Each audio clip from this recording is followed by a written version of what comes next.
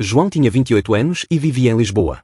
Entre as ruas estreitas e o ritmo caótico da cidade, havia um ponto fixo na sua vida, Tiago. Eles não eram apenas amigos, ao longo dos anos, tinham-se tornado quase irmãos. Conheceram-se ainda adolescentes, em circunstâncias banais, mas o tempo transformou aquele encontro numa ligação que parecia impossível de quebrar. Para muitos que os viam juntos, pareciam duas metades da mesma alma, sempre lado a lado, sempre cúmplices. A amizade deles era feita de partilhas silenciosas e de conversas intermináveis. João lembrava-se das noites em que ficavam acordados até de madrugada, a falar de sonhos, de planos e de medos que nunca confessariam a mais ninguém. Havia entre eles uma confiança absoluta, construída com paciência e reforçada por cada dificuldade ultrapassada em conjunto. Quando João enfrentava momentos de incerteza no trabalho ou na vida pessoal, Tiago estava lá, não apenas com palavras, mas com presença, com aquele silêncio que dizia mais do que 1000 discursos. Tiago, por sua vez, também encontrava em João uma âncora. Quando a música, a sua maior paixão, parecia um caminho demasiado instável, era João que lhe lembrava que talento não se mede pelo número de aplausos, mas pela verdade com que se vive cada nota. Um apoiava o outro sem hesitar, e por isso, todos à sua volta reconheciam. Aquela amizade não era comum, era sólida, quase indestrutível. Mas é justamente nas relações que parecem mais seguras que, por vezes, se escondem fissuras invisíveis. João sentia, em certos momentos, que a proximidade com Tiago ia além do que conseguia explicar. Não eram sentimentos claros, não eram sequer confissões, mas havia uma intensidade no olhar, nos silêncios prolongados, nas pequenas atenções do cotidiano, que deixavam uma sombra de dúvida. Era amizade pura? Ou havia algo mais, algo que nenhum dos dois ousava nomear? Esse não dito tornava tudo mais tenso. João apercebia-se de que Tiago confiava nele de uma forma absoluta, mas ao mesmo tempo havia gestos e palavras que pareciam conter uma provocação escondida, como se estivessem sempre à beira de uma revelação que nunca acontecia. Entre risos, planos e recordações, surgiam momentos em que o ar parecia pesar, como se ambos soubessem que estavam a tocar num limite invisível. As pessoas à volta deles viam apenas uma amizade exemplar, dois homens unidos por laços de confiança e lealdade. Mas João sabia que, por trás dessa imagem perfeita, havia uma corrente subterrânea, algo que não podia ser ignorado. Quanto mais forte era o apoio que recebia de Tiago, mais sentia uma inquietação difícil de explicar. Era como viver numa corda bamba, por um lado, a segurança de uma amizade que já tinha sobrevivido a tantas tempestades, por outro, a sensação de que, a qualquer momento, um detalhe poderia abalar aquele equilíbrio frágil. Lisboa, com os seus bairros antigos e cafés cheios de histórias, era o cenário constante dessa ligação. Caminhavam juntos pelas ruas da Baixa, discutiam ideias no Chiado, partilhavam silêncios junto ao Tejo. Quem os via acreditava que eram inseparáveis, e talvez até invejasse aquela ligação rara. Mas ninguém percebia as contradições que João carregava em silêncio. Quanto mais próximo estava de Tiago, mais difícil se tornava ignorar as perguntas que surgiam no fundo da mente. Até onde ia a amizade deles? Qual era o verdadeiro limite dessa cumplicidade? O que parecia simples, dois amigos quase irmãos, sempre prontos a apoiar-se, escondia uma complexidade que João não sabia como enfrentar. Ele não queria perder Tiago, não queria arriscar uma relação construída durante anos. Mas também não conseguia afastar a sensação de que algo os empurrava para uma encruzilhada inevitável. E era nessa tensão silenciosa que a amizade deles se tornava ainda mais intrigante. João não podia prever o que viria a seguir, mas sabia que a solidez daquela ligação, que durante tanto tempo lhe dera conforto, poderia transformar-se numa fonte de conflito. Porque às vezes, o mais difícil não é enfrentar os inimigos declarados, mas lidar com a fragilidade inesperada de quem acreditávamos ser a nossa base mais segura. Aquela noite em Lisboa parecia começar como tantas outras. João regressara à casa cansado depois de um dia de trabalho, ansioso apenas por se sentar com Tiago e partilhar uma cerveja fresca na varanda, hábito que os dois mantinham quase religiosamente.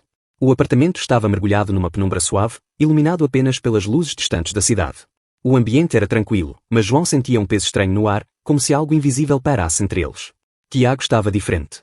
Não ria com a mesma facilidade, não enchia o espaço com a sua habitual energia. Parecia ausente, perdido em pensamentos que não queria partilhar. João percebeu logo, mas não quis pressionar. Conhecia-o demasiado bem para não notar o silêncio excessivo, os gestos contidos, os olhares desviados. Sentiu um aperto no peito, como se pressentisse que aquela noite não terminaria como todas as outras. Foi então que a conversa começou a ganhar contornos inesperados. João falou de banalidades, o trânsito caótico, uma reunião que se arrastara horas demais, mas Tiago respondia com monossílabos, com frases curtas que soavam mais a fuga do que a interesse. Até que, finalmente, sem aviso, largou uma frase que mudou tudo: "Há coisas sobre mim que nunca te contei." Disse-o quase num murmúrio, mas a intensidade daquelas palavras ecoou como um trovão. João congelou. Não era apenas a revelação em si, era o modo como Tiago a deixara escapar, como se tivesse chegado ao limite de uma luta interior. O silêncio que se seguiu foi denso, carregado de expectativa. João tentou sorrir, como quem desvaloriza, mas a verdade é que dentro de si crescia uma inquietação. O que podia Tiago esconder dele, depois de tantos anos, depois de tantas confidências? Tiago demorou a falar. Mexia nas mãos, olhava para o chão, como quem procura coragem num espaço vazio. E quando finalmente ergueu os olhos, a sua expressão era dura, quase dolorosa. Não sou a pessoa que pensas que sou. João sentiu o chão a fugir debaixo dos pés. As palavras eram simples, mas o impacto foi devastador. Anos de confiança, de cumplicidade, de partilhas incondicionais, pareciam tremer de repente como um edifício prestes a ruir. Não se tratava de uma mentira sobre pequenos detalhes, não era uma história mal contada do passado. Tiago estava a revelar algo sobre a sua própria identidade, algo profundo, que durante anos decidira calar. Para João, foi como se tivesse descoberto que vivera ao lado de um estranho. Tudo aquilo que pensava conhecer parecia manchado pela dúvida. Quem era, afinal, o amigo que considerava um irmão? A sensação de traição não veio apenas da revelação em si, mas da ocultação prolongada. João sentia-se enganado, como se tivesse sido mantido numa escuridão deliberada. Por que agora? Por que só agora? Repetia mentalmente, tentando compreender as razões. O silêncio de Tiago, mesmo após a confissão, era como sal numa ferida aberta. A confiança, que parecia inabalável, começava a desmoronar-se. O ambiente tornou-se sufocante. O apartamento, que tantas vezes fora um refúgio, parecia agora uma prisão onde as paredes se fechavam lentamente sobre eles. João olhava para Tiago e via alguém que já não conseguia reconhecer. A lealdade, que sempre os definira, fora quebrada. A mentira prolongada, mesmo que motivada pelo medo ou pela necessidade de se proteger, assumia o peso de uma traição. Dentro de si, João lutava contra sentimentos contraditórios. Uma parte queria compreender, estender a mão, mostrar que continuava a ser o mesmo amigo. Mas outra parte gritava que tinha sido enganado, que a verdade fora escondida por demasiado tempo, e que nada voltaria a ser igual. A confiança, uma vez quebrada, dificilmente se recompõe sem deixar cicatrizes. Tiago tentava explicar-se, mas cada palavra soava insuficiente. Dizia que não fora por falta de confiança, mas por medo, por vergonha, por não estar pronto. João ouvia, mas sentia que algo se partira dentro dele. Era como olhar para um espelho estilhaçado. Ainda se via o reflexo de uma amizade, mas distorcido, irreparável. E, no entanto, mesmo no meio da raiva e da desilusão, havia também uma estranha sensação de provocação. João não sabia se era pela forma como Tiago mantinha os olhos fixos nos dele, como se implorasse para ser visto tal como era, ou pela frieza com que admitia a omissão. Mas aquela revelação, por mais dolorosa que fosse, abria também uma porta para uma nova verdade, e João sabia que não podia voltar atrás. A noite avançava, mas nenhum deles parecia capaz de encontrar descanso. João sentia-se preso entre a necessidade de exigir respostas e o medo de ouvir mais do que estava preparado para suportar. E foi nesse conflito, nessa mistura de raiva, mágoa e curiosidade, que percebeu que a amizade deles jamais voltaria a ser a mesma. O primeiro golpe já estava desferido. E, por mais que quisesse negar, dentro de si sabia, aquilo era apenas o início. Os dias seguintes foram como caminhar num deserto silencioso. João e Tiago continuavam a partilhar o mesmo espaço, a mesma casa, mas a proximidade de antes desaparecera como fumo levado pelo vento. Não havia discussões abertas, não havia gritos nem acusações diretas. O que existia era pior, um silêncio denso, carregado de tudo aquilo que não era dito. Uma parede invisível erguera-se entre eles, e cada tentativa de atravessá-la parecia falhar antes mesmo de começar. João sentia-se dividido. Parte de si queria procurar Tiago, exigir explicações mais claras, tentar reconstruir a confiança. Mas outra parte, mais forte e cada vez mais dominante, recusava-se a dar esse passo.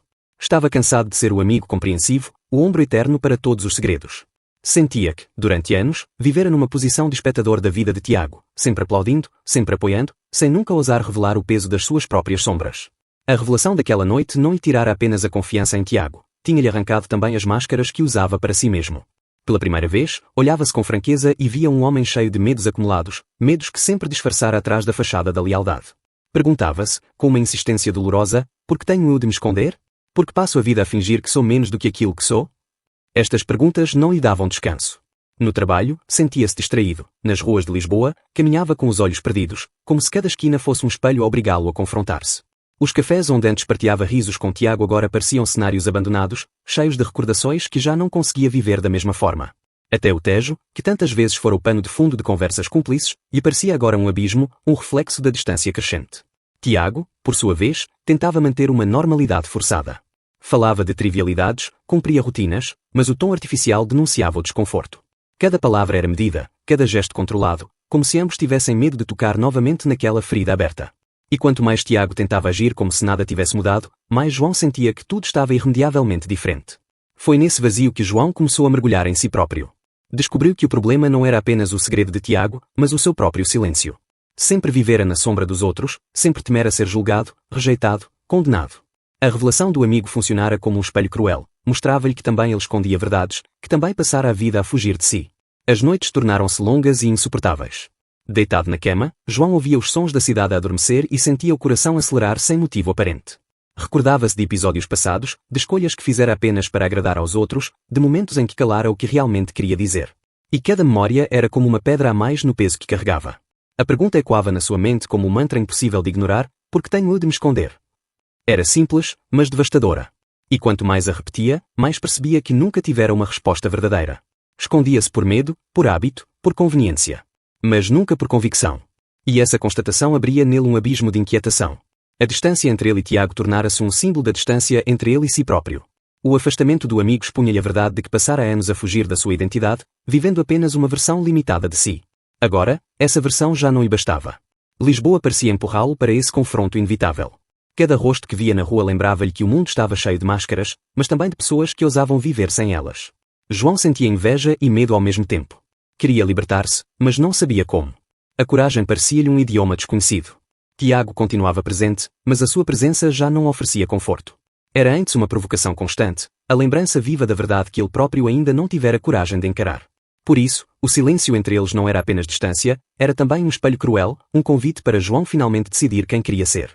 O que começara como uma desilusão entre dois amigos transformara-se num terremoto interior. João já não podia voltar atrás. A pergunta estava feita, e a resposta, ainda que distante, já começava a nascer dentro dele. Não se tratava apenas de perdoar Tiago ou de reconstruir a amizade. Tratava-se de algo maior, de encontrar a coragem de deixar de se esconder. E, pela primeira vez, João percebia que esse caminho, por mais doloroso que fosse, tinha de ser percorrido. Porque a maior traição não vinha de fora, vinha do silêncio a que ele próprio se condenara durante toda a vida. João passou dias a preparar-se para uma conversa que sabia inevitável. A revelação de Tiago, e o silêncio que se instalara entre eles, tinham aberto feridas profundas, mas também acendido uma urgência, já não podia continuar a esconder-se. Era como se cada minuto da sua vida fosse marcado por uma contradição. Por fora, desempenhava o papel do homem comum, do irmão presente, do amigo leal. Por dentro, ardia com perguntas que o consumiam. Sentia-se preso a uma mentira invisível, e a única maneira de quebrar aquelas correntes era enfrentar quem lhe era mais próximo. A escolha recaiu sobre a irmã, Inês. Desde criança, ela fora a sua confidente, a única com quem partilhara segredos inocentes, a única que o fazia sentir-se protegido no seio de uma família marcada por exigências e silêncios. Se alguém poderia compreendê-lo, seria ela, ou pelo menos assim acreditava. O encontro aconteceu numa tarde de domingo. Inês viera visitá-lo ao apartamento, trazendo aquele ar calmo e meticuloso que sempre a caracterizava. Sentaram-se na cozinha, entre duas chávenas de café ainda a fungar. João sabia que era o momento. O coração batia-lhe descontrolado, como se estivesse prestes a saltar-lhe do peito. Tentou começar por banalidades, mas as palavras comuns soavam-lhe ocas, inúteis. Até que, sem planejar, deixou escapar: preciso de te dizer uma coisa. Algo que nunca tive coragem de admitir. O silêncio instalou-se. Inês pousou a chávena e fitou-o com curiosidade. Não havia ainda julgamento no olhar dela, apenas expectativa. João respirou fundo, as mãos a tremerem ligeiramente sobre a mesa. E então disse, quase num sussurro: eu não sou como os outros rapazes. Nunca fui. As palavras ficaram suspensas no ar, como uma corda esticada prestes a rebentar. Durante um instante que lhe pareceu eterno, Inês permaneceu imóvel, sem reação. João esperava surpresa, talvez choque, ou até um riso nervoso. Mas o que recebeu foi pior, um silêncio frio, uma espécie de barreira invisível que se ergueu entre eles no mesmo segundo em que terminou a frase. Ela desviou o olhar, não para o chão, mas para a janela, como se a paisagem lá fora fosse mais fácil de enfrentar do que a verdade diante dela. Não disse nada. Não perguntou nada. Não houve grito, nem indignação, nem insulto. Mas o vazio daquela resposta foi como uma lâmina. João sentiu o corpo gelar. O silêncio da irmã dizia mais do que qualquer palavra, não aceitação, não ódio declarado, mas rejeição velada, discreta, quase educada. E foi precisamente essa frieza que o magoou mais. Um ataque aberto, uma explosão de fúria, talvez pudesse suportar. Mas aquele recuo mudo, aquela distância súbita, atingiu como um soco invisível. João percebeu, de forma brutal, que a sua coragem em revelar-se não garantia compreensão. O risco sempre fora real, ao mostrar-se, podia perder até os laços mais antigos. Tentou quebrar a tensão, murmurando: ainda sou eu, Inês. Não mudei. Mas a irmã limitou-se a ajeitar o cabelo atrás da orelha e a beber um gole de café já frio, sem o encarar. A cozinha, que antes fora lugar de conversas animadas, parecia agora um campo minado, onde cada segundo de silêncio ameaçava explodir. João sentia-se despido, vulnerável, como se tivesse exposto a parte mais frágil de si para apenas encontrar uma parede de gelo. Na sua mente, as memórias de infância desfilavam, risos partilhados, cumplicidades secretas, e todas pareciam ruir de repente. A irmã que sempre vira como porto seguro tornava-se agora uma estranha distante, incapaz de lhe oferecer sequer uma palavra de conforto. A tensão prolongou-se. Inês levantou-se primeiro, arrumou a chávena na banca e disse apenas: tenho de ir. A voz era calma, mas desprovida de calor. João ficou sentado, paralisado, a ouvir os passos dela até à porta. Não houve abraço, não houve promessa de conversa futura. Apenas a sombra do silêncio a crescer entre eles. João passou dias a preparar-se para uma conversa que sabia inevitável. A revelação de Tiago, e o silêncio que se instalara entre eles, tinham aberto feridas profundas, mas também acendido uma urgência. Já não podia continuar a esconder-se. Era como se cada minuto da sua vida fosse marcado por uma contradição. Por fora, desempenhava o papel do homem comum, do irmão presente, do amigo leal. Por dentro, ardia com perguntas que o consumiam. Sentia-se preso a uma mentira invisível, e a única maneira de quebrar aquelas correntes era enfrentar quem lhe era mais próximo. A escolha recaiu sobre a irmã, Inês. Desde criança, ela fora a sua confidente, a única com quem partilhara segredos inocentes, a única que o fazia sentir-se protegido no seio de uma família marcada por exigências e silêncios. Se alguém poderia compreendê-lo, seria ela, ou pelo menos assim acreditava. O encontro aconteceu numa tarde de domingo. Inês viera visitá-lo ao apartamento, trazendo aquele ar calmo e meticuloso que sempre a caracterizava. Sentaram-se na cozinha, entre duas chávenas de café ainda a fungar. João sabia que era o momento. O coração batia-lhe descontrolado, como se estivesse prestes a saltar-lhe do peito. Tentou começar por banalidades, mas as palavras comuns soavam-lhe ocas, inúteis. Até que, sem planejar, deixou escapar: preciso de te dizer uma coisa. Algo que nunca tive coragem de admitir. O silêncio instalou-se. Inês pousou a chávena e fitou-o com curiosidade. Não havia ainda julgamento no olhar dela, apenas expectativa. João respirou fundo, as mãos a tremerem ligeiramente sobre a mesa. E então disse, quase num sussurro: eu não sou como os outros rapazes. Nunca fui. As palavras ficaram suspensas no ar, como uma corda esticada prestes a rebentar. Durante um instante que lhe pareceu eterno, Inês permaneceu imóvel, sem reação. João esperava surpresa, talvez choque, ou até um riso nervoso. Mas o que recebeu foi pior: um silêncio frio, uma espécie de barreira invisível que se ergueu entre eles no mesmo segundo em que terminou a frase. Ela desviou o olhar, não para o chão, mas para a janela, como se a paisagem lá fora fosse mais fácil de enfrentar do que a verdade diante dela. Não disse nada. Não perguntou nada. Não houve grito, nem indignação, nem insulto. Mas o vazio daquela resposta foi como uma lâmina. João sentiu o corpo gelar. O silêncio da irmã dizia mais do que qualquer palavra: não aceitação, não ódio declarado, mas rejeição velada, discreta, quase educada. E foi precisamente essa frieza que o magoou mais. Um ataque aberto, uma explosão de fúria, talvez pudesse suportar. Mas aquele recuo mudo, aquela distância súbita, atingiu como um soco invisível. João percebeu, de forma brutal, que a sua coragem em revelar-se não garantia compreensão. O risco sempre fora real. Ao mostrar-se, podia perder até os laços mais antigos. Tentou quebrar a tensão, murmurando: ainda sou eu, Inês. Não mudei. Mas a irmã limitou-se a ajeitar o cabelo atrás da orelha e a beber um gole de café já frio, sem o encarar. A cozinha, que antes fora lugar de conversas animadas, parecia agora um campo minado, onde cada segundo de silêncio ameaçava explodir. João sentia-se despido, vulnerável, como se tivesse exposto a parte mais frágil de si para apenas encontrar uma parede de gelo. Na sua mente, as memórias de infância desfilavam, risos partilhados, cumplicidades secretas, e todas pareciam ruir de repente. A irmã que sempre vira como porto seguro tornava-se agora uma estranha distante, incapaz de lhe oferecer sequer uma palavra de conforto. A tensão prolongou-se. Inês levantou-se primeiro, arrumou a chávena na banca e disse apenas: tenho de ir. A voz era calma, mas desprovida de calor. João ficou sentado, paralisado, a ouvir os passos dela até à porta. Não houve abraço, não houve promessa de conversa futura. Apenas a sombra do silêncio a crescer entre eles. Quando a porta se fechou, o apartamento mergulhou num vazio quase sufocante. João apertou as mãos contra a mesa, tentando controlar o tremor. A coragem que julgava ter conquistado transformara-se em dor crua. A ferida aberta pela reação da irmã doía mais do que qualquer palavra de rejeição poderia doer. Era a ausência que o esmagava, a certeza de que, para ela, o silêncio era resposta suficiente. E foi nesse instante que João percebeu a dimensão do desafio que tinha pela frente. Revelar-se não era apenas libertar-se, era também arriscar-se a perder os vínculos mais preciosos. O que acontecera naquela tarde mostrou-lhe que o mundo não cede facilmente, que mesmo os mais próximos podem preferir a distância ao confronto com a verdade. A pergunta que antes ecoava dentro dele: por que tenho eu de me esconder? Transformava-se agora em outra, mais dolorosa: quanto estou disposto a perder para ser quem sou? Naquela noite, João sentou-se sozinho na varanda, olhando para a cidade que nunca dormia. Lisboa brilhava em pequenas constelações de luz, mas para ele parecia um palco vazio, onde a peça que representara durante tantos anos tinha finalmente chegado ao fim. Já não havia máscaras possíveis, nem desculpas convenientes. O silêncio do amigo, a frieza da irmã, a solidão cortante, tudo se transformara numa revelação inevitável. Pela primeira vez, sentia que o peso da mentira que carregara desde sempre começava a desprender-se.